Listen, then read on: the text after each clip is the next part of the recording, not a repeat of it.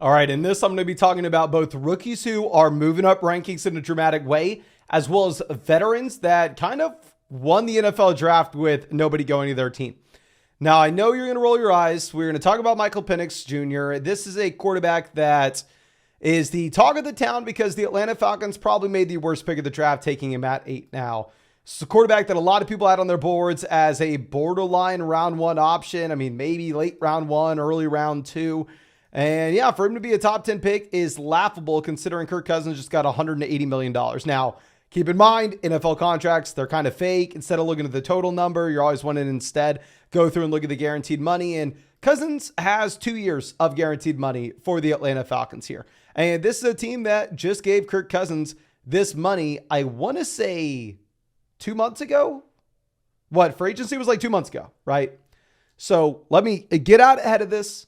I am with you. I agree.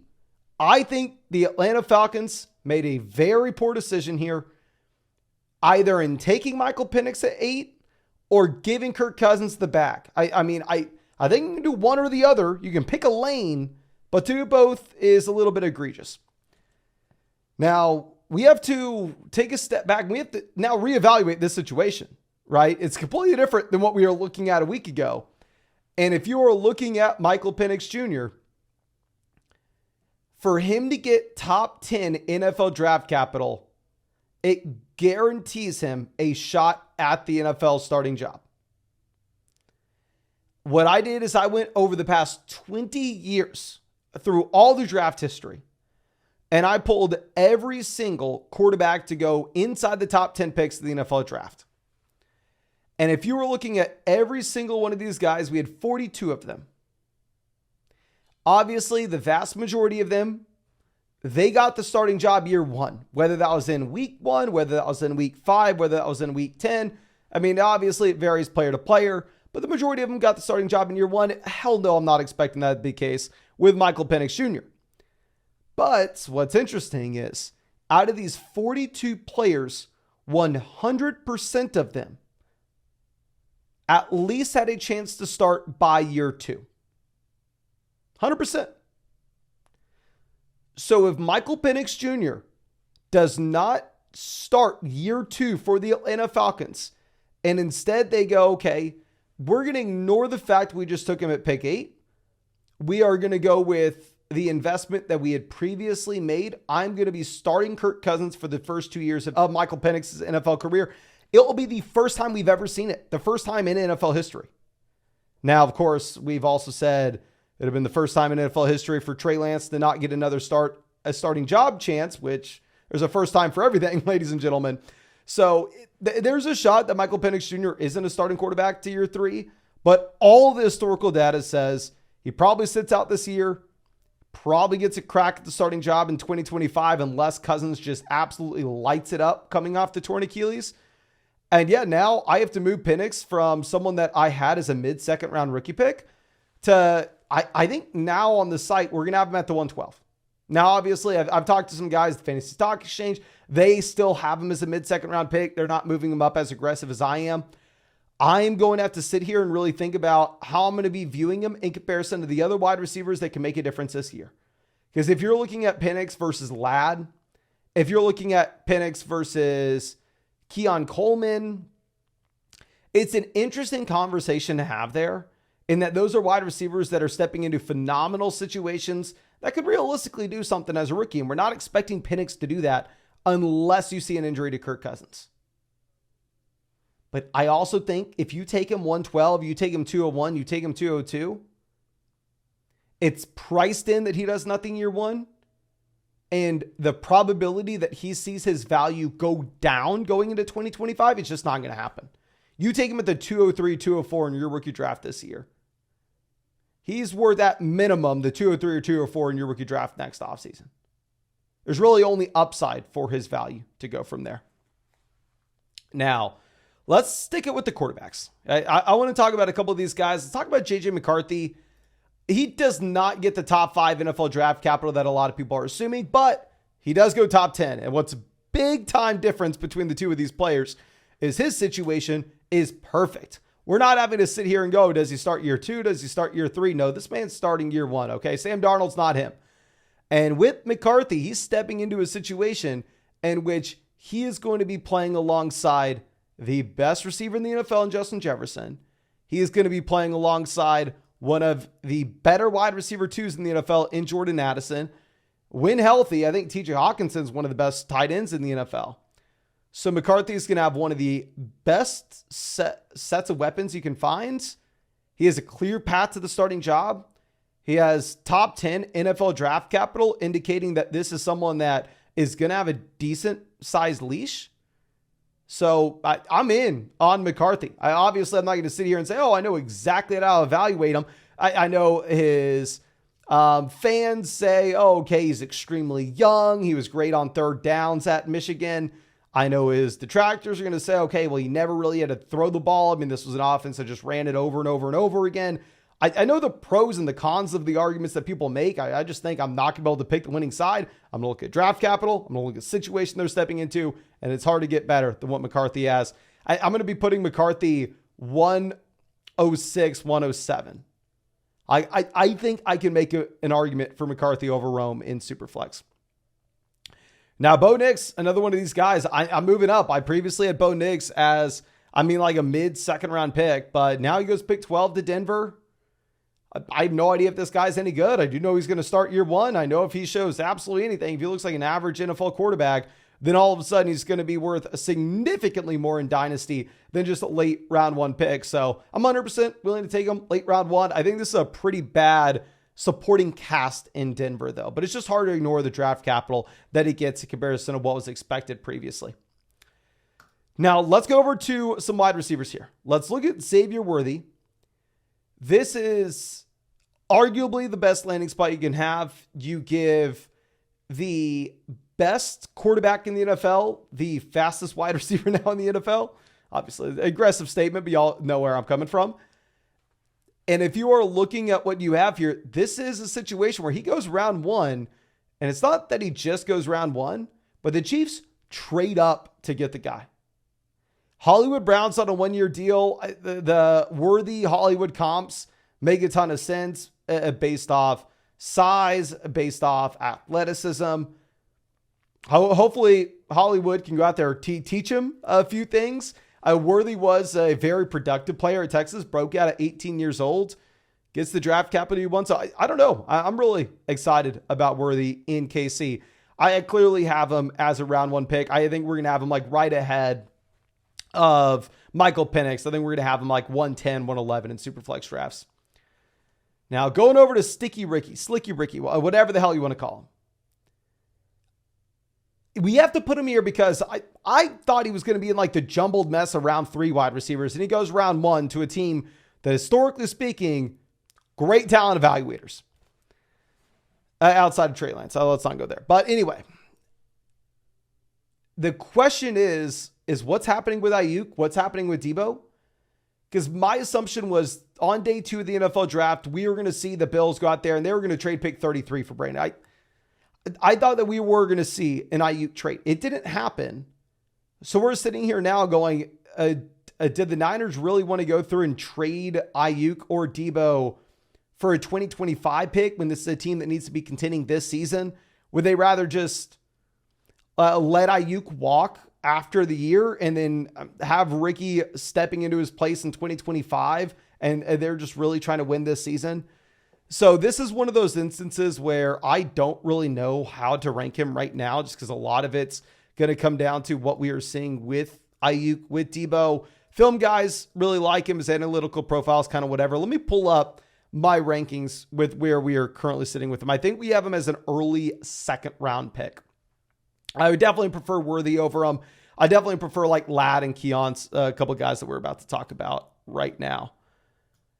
But yeah, I have currently Ricky as that mid-second round selection, right after like Jonathan Brooks, Trey Benson. I think it can go either way.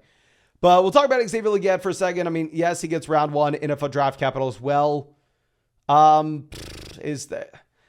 don't like him as a prospect. Took 5 years to break out of South Carolina, right? I understand he's a long story behind it, but you go round 1, you go to a situation where Maybe Bryce Young has some upside. Maybe this coaching staff can fix him and there's not a lot of target competition. So it's just a pretty damn good situation to step into. Now, obviously, nothing like the Ladd situation. Ladd right now, I have ranked at 13. I think you can make a strong argument that Ladd should flip ahead of Michael Penix based off the possibility that Ladd can come out and he can flash and put up a phenomenal year one. The analytical profile is not great. I don't want to be taking too much. I don't want to be looking at that too much just because he only ran 148 routes his final season at Georgia. So you want to give the guy the benefit of the doubt where you can. Film guys absolutely love him. And we know what the Chargers did. They let Keenan walk. They traded Keenan. They let Mike Williams walk. They let Austin Eckler walk. They have no Gerald Everett.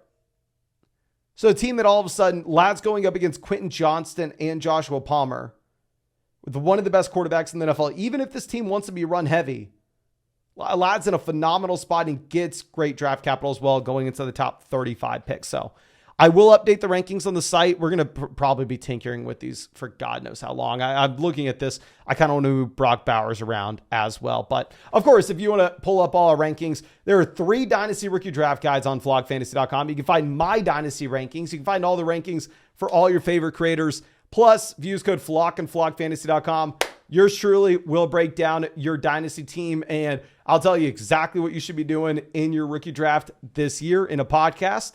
And yeah, code FLOCK. You can find that link in the description, comment section. Will also get you 30% off any sub. But let's go over and let's look at Ja'Lynn Polk. Ja'Lynn Polk, I thought he was going to be in that mess of round 3 wide receivers. Didn't really know what to expect. He goes to New England. Maybe Drake May's good. I don't know. But I know that Drake May has some upside. And if you are looking at Ja'Lynn Polk, he goes top 40 picks to the NFL draft. So he gets great capital. He goes to a depth chart where he could very easily be the wide receiver 1 day 1. You know, I mean, if we were looking at what you had in Washington with Jalen McMillan, with Rome, with Polk, I think the wide receiver room that he's leaving in college is a better wide receiver room than what he's stepping into in the NFL. I think his target share can actually go up from college to the NFL, and you have upside that the quarterback may end up being good. It's just obviously a little too early to tell with May. I think we're going to have Polk as like that mid round 2 player. And I want to move over and talk about some running backs here. We put out the video before the NFL draft saying that you may be okay to go out there and throw some offers out for Rachaad White, for James Cook, for Kenneth Walker, just off the idea that, yeah, the running back class wasn't great. There weren't going to be a lot of these guys that went day 2 and before, and that they already dodged NFL free agency and their value had come down a considerable amount. I mean, at least according to the community rankings on the site. And yeah, if you're looking at this, Rachaad White, as of now, he's looking like the guy. And this looks like a pretty good offense, bringing back Baker, adding in McMillan. I mean, we know White was used as a workhorse back this past season. Obviously, we don't want to come out here and act like that's just a guarantee to be the case this next year, but looks like they're not bringing anybody in. Worst case scenario, this is someone that's more so going to be used as a receiving back. I think that's probably the best way that he could be used. But I mean, ultimately, if there's nobody else here, they're going to have to use him in an expanded role. Say the same thing with James Cook. I mean, Buffalo, they bring in Keon Coleman, but no running back. And we're recording this before day 3 happens. So obviously, if they go out there and one of these teams takes Jalen Wright at the very top of round 4, then maybe that has a small impact. But I'm not too concerned if Braylon Allen's going over to Buffalo in round 6. Like, if you see one of these teams taking a running back in round 6, that level of investment shows that they're taking a depth piece. They're not taking someone that they believe can come out and be the full-blown starting guy. Zamir White is the next running back. I mean, if you are looking at Zamir White, I had absolutely no faith. I mean, I was not coming out saying to buy Zamir White before the NFL draft, but they add in Bowers. Bowers a capable run blocker. I guess maybe we should throw Gardner Minshew on the winner as well. Yeah, let's throw Zamir White and Gardner Minshew. You add in a piece that should make this offense more efficient overall. You don't bring in another quarterback. You don't bring in another running back. So it looks like Gardner Minshew is the starting quarterback for the Raiders this next season. It looks like Zamir White may end up being the starting running back. I mean, I'm not a big Zamir White fan. I definitely am not trying to say that he is in the same tier, in the same caliber as Rachaad White, James Cook, because we've seen Rachaad White and James Cook have success at the NFL level, where Zamir White is purely just a projection at this point. But I mean, it looks like a fine projection. And if we're going pure speculative, I don't know if you want to say Rico Dowdle's a winner in Dallas. I don't know if you want to say that Ezekiel Elliott's a winner and that he is going to be a Dallas Cowboy again. I just kind of want to bring up the Dallas running back room and ask y'all, what is happening? What can we expect? Because I personally have no freaking idea. Now, if we were looking at anybody else to call a winner, I don't, and maybe we can talk about Jonathan Brooks. Maybe we can talk about Trey Benson. Jonathan Brooks gets the capital, right? I don't want to act like it's a phenomenal situation. It's not like he's drafted way higher than we were expecting. He goes round 2. It confirms pretty much what we are hoping for, right? But it's not a good offense. So I don't want to act like Jonathan Brooks is skyrocketing up rankings. He would have if he went to Dallas. Trey Benson, it gets decent capital, a decent offense, but there's a considerable amount of competition with James Conner. So, I mean, those spots aren't bad, and I'm not lowering those guys down, but I feel like we don't need to move the running backs up too much. And yeah, of course, I'll keep you posted on the followers in a video that's going to come out in a second. We're going to have to talk about Troy Franklin just a bit, because let me see how far down we've moved Troy Franklin in our rankings. Yeah. We have Franklin now down as a round 3 pick, and he probably should fall even further. I don't want to say he should fall down to round 4, but getting damn close. But that's all I got. Appreciate you. Hope you have a great day. And of course, you want to check out all the Dynasty Rookie Draft guys you want. If you want my Dynasty rankings, all the Dynasty rankings everybody watch on YouTube, it's all on flockfantasy.com. Code FLOCK. You're going to get 30% off any sub. Plus, yours truly will break down your Dynasty team for you. Just go ahead, put it in that Dynasty team analyzer. And yeah, I think you're really going to like that tool as well. But thank you again. Really appreciate you. Really hope we get to see you out with the video tomorrow.